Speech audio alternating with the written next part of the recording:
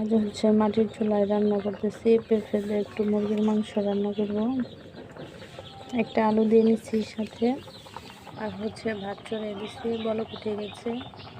এই হচ্ছে আমার চুলা। মশলা বেটে নিয়েছি, পাটাতে মশলা বেটে নিচ্ছি, কারণ পাটার মশলা বাটলে রান্নাটি অনেক টেস্ট হয়। আমার ভাত রান্না শেষ, এখন নামিয়ে নিব। চুলায় এখন কড়াই দিয়ে নিলাম, তেল দিয়ে নিলাম পরিমাপ মতো, পেঁয়াজ দিয়ে নিলাম,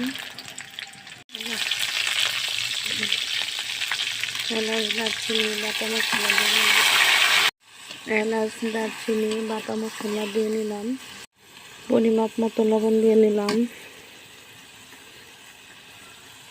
সজের ফাঁকি দিয়ে নিলাম, মরিচের ফাঁকি দিয়ে নিলাম, আর হচ্ছে হলুদ দিয়ে নিলাম। শেষ, এটা একটু ভালো করে কষিয়ে নিতেছি, চেড়ে নিলাম।